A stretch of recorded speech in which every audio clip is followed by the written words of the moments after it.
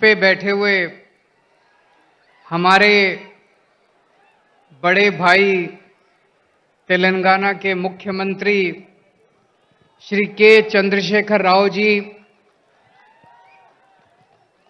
मंच पे बैठे हुए पंजाब के मुख्यमंत्री भगवंत सिंह मान साहब,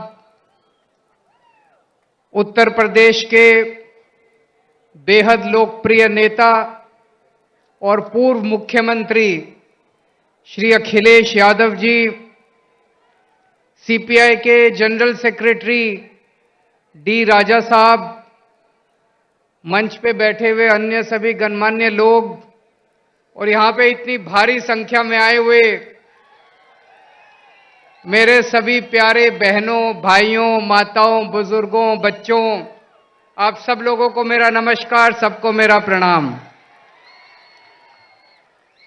सबसे पहले राव साहब को मैं बहुत बहुत शुक्रिया अदा करना चाहता हूं। आज मुझे तेलंगाना बुलाने के लिए उन्होंने आज दो बहुत महत्वपूर्ण कार्यक्रमों में हमें शामिल होने का मौका दिया और उसके बाद आप लोगों से बातचीत करने का मौका दिया। मुझे नहीं पता आप लोगों को पता है कि नहीं पता कि आपके मुख्यमंत्री ने आज एक बहुत शानदार कार्यक्रम शुरू किया है। आपकी सब लोगों की आंखों का चेकअप कराया जाएगा। तेलंगाना में 4 करोड़ लोग रहते हैं, 4 करोड़ लोग। सब लोगों की, बच्चों की, बूढ़ों की, आदमी की, औरत की, इस धर्म की, उस धर्म की, अमीर की, गरीब की, सब लोगों की आंखों का चेकअप केसीआर साहब मुफ्त में कराने जा रहे हैं। उस कार्यक्रम का आज शुभारंभ हुआ। जिसकी आंखों में डिफेक्ट मिलेगा उसको मुफ्त में दवाई दी जाएगी।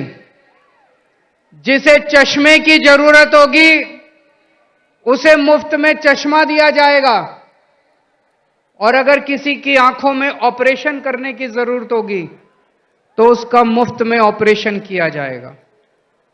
शानदार प्रोग्राम है कि नहीं है? आज हम लोग यहां से सीख के जा रहे हैं। मैंने और हम सभी लोगों ने ये सारा कार्यक्रम देखा, इनके डॉक्टर्स से मिले, इनके ऑफिसर्स से मिले। जितने शानदार तरीके से उसका आयोजन किया जा रहा है, प्लानिंग की गई है, बहुत शानदार है। मैं वापस दिल्ली जाके इस पूरे कार्यक्रम को दिल्ली में भी लागू करूंगा। और अभी अभी भगवंत साहब मान साहब ने ऐलान किया कि इस पूरे कार्यक्रम को पंजाब में भी लागू किया जाएगा। फिर केसीआर साहब ने हमें ये बिल्डिंग दिखाई। तेलंगाना में 33 जिले हैं, 33 डिस्ट्रिक्ट्स। उसमें से 17 डिस्ट्रिक्ट्स में उन्होंने बताया कि डिस्ट्रिक्ट इंटीग्रेटेड ऑफिशियल कॉम्प्लेक्स बन चुका है। मतलब ये इस बिल्डिंग में जिले के लेवल के सारे ऑफिसेज हैं।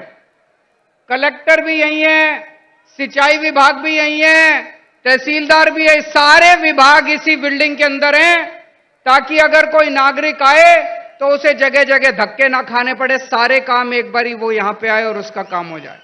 ये भी बहुत अच्छा कॉन्सेप्ट है, इसको भी हम लोग लागू करेंगे। मैं समझता हूं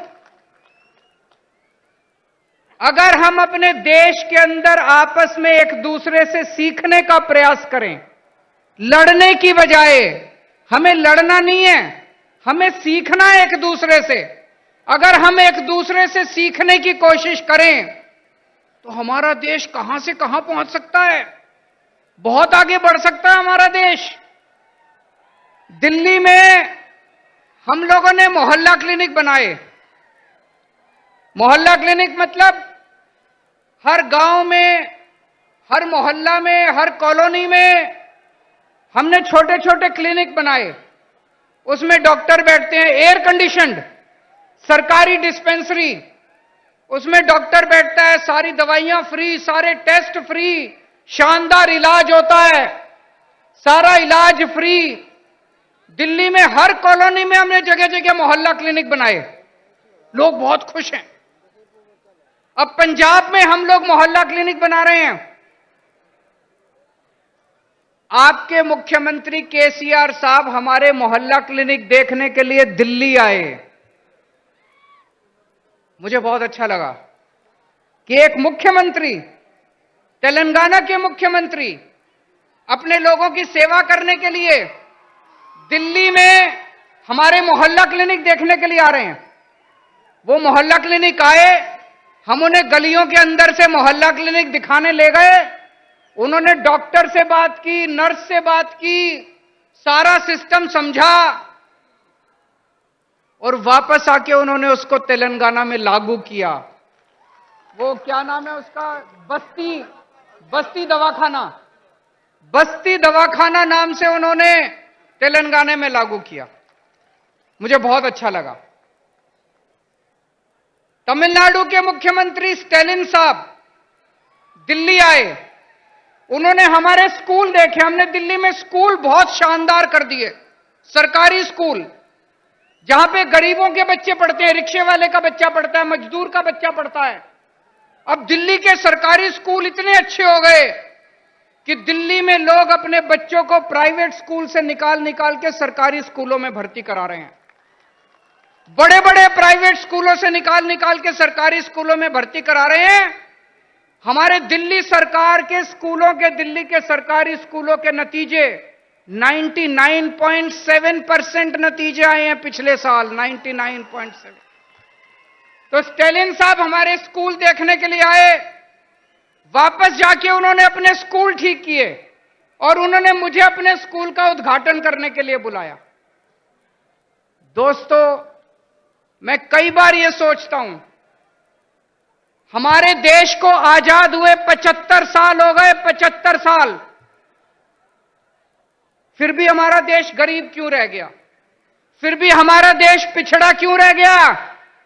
हमारे बाद सिंगापुर आजाद हुआ, जापान सेकेंड वर्ल्ड वॉर में तहस नहस हो गया था, जापान हमसे आगे बढ़ गया, सिंगापुर हमसे आगे बढ़ गया, जर्मनी हमसे आगे बढ़ गया। हमारे में क्या कमी रह गई? हम पीछे क्यों रह गए? हम पीछे इसलिए रह गए क्योंकि जैसे अभी मान साहब ने बताया, हमारे देश की राजनीति बहुत खराब है, हमारे देश के नेता बहुत खराब हैं। पहली बार इस देश के अंदर एक उम्मीद की किरण जागने लगी है।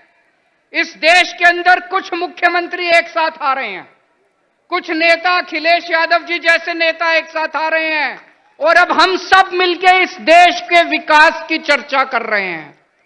हम सब मिलकर अब राजनीति की चर्चा नहीं करते।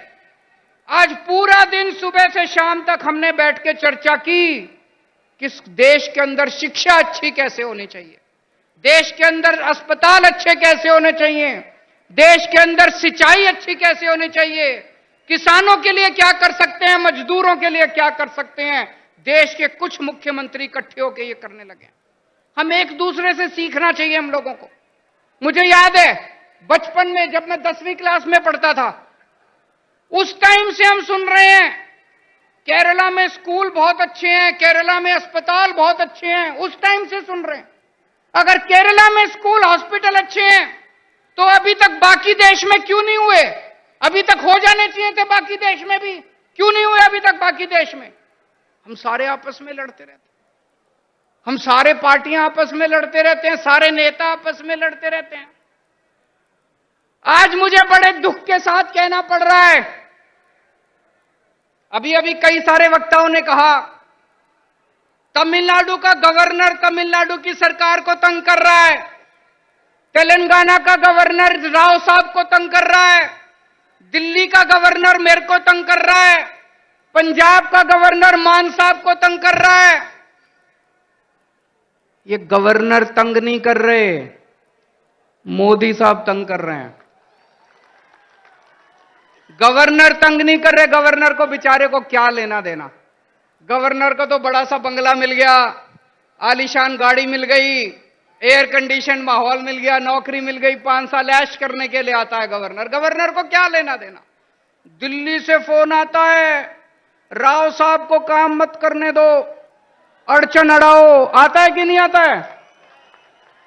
दिल्ली से फोन आता है, भगवंत मान को काम मत करने दो, अड़चन अड़ाओ। मोदी साहब का फोन आता है, केजरीवाल को काम मत करने दो, अड़चन अड़ाओ। जिस देश का प्रधानमंत्री 24 घंटे बैठ के ये सोचता है कि मेरे को अब इसको तंग करना है, मेरे को अब उसको तंग करना है, वो देश तरक्की कैसे करेगा दोस्त? आप में से कौन कौन बेरोजगार है? जरा हाथ खड़े करें, जो बेरोजगार है, जो अनएम्प्लॉयड है। मुझे लगता है मेरी भाषा शायद समझ नहीं आ रही है, अनएम्प्लॉयड तो बहुत लोग हैं। आज देश का एक एक युवा बेरोजगारी से त्रस्त है। हमारे प्रधानमंत्री को बेरोजगारी से कोई लेना देना नहीं है। वो 24 घंटे बैठ के ये सोचते हैं मैं किस मुख्यमंत्री को तंग करूं, किसके ऊपर मैं सीबीआई छोड़ूं, किसके ऊपर मैं इनकम टैक्स की रेड डलवाऊं, किसके पीछे मैं ईडी छोड़ूं। आज पूरे देश के अंदर इतनी महंगाई हो गई है, एक आम आदमी को अपना घर चलाना मुश्किल होता जा रहा है, अपने बच्चे पालने मुश्किल होते जा रहे हैं। लेकिन देश के प्रधानमंत्री को महंगाई की, बेरोजगारी की कोई चिंता नहीं है। वो ये सोचते हैं आज मैं किसके एमएलए खरीदूं, इस पार्टी के एमएलए खरीदूं, इस सरकार को गिराऊं। ऐसे तो देश तरक्की नहीं कर सकता दोस्तों। 2014 में आप लोगों ने पूरे देश के लोगों ने बड़ी उम्मीद के साथ इन लोगों को भारी बहुमत दिया था, और एक एक बार नहीं, 2-2 बार आप लोगों ने इनको बहुमत देके जिताया। लेकिन अब देश बदलाव मांग रहा है। लोगों को पता चल गया कि ये लोग देश बदलने के लिए नहीं आए, ये केवल और केवल देश बर्बाद करने के लिए आए हैं। 2024 का चुनाव आपके लिए एक मौका है। अब 10 साल हो गए, और कितना इंतजार करेंगे? 2024 के अंदर सारे देश को मिलके इनको उखाड़ फेंकना है, और ऐसी सरकार लेके आनी है जो देश के बारे में सोचे, बेरोजगारी के बारे में सोचे, महंगाई के बारे में सोचे, आपके बच्चों की शिक्षा के बारे में सोचे, आपके परिवार का इलाज कराने के बारे में सोचे, देश की तरक्की करने के लिए सोचे, ना कि लोगों से बदला लेने के लिए सोचे। दोस्तों, बहुत बहुत शुक्रिया।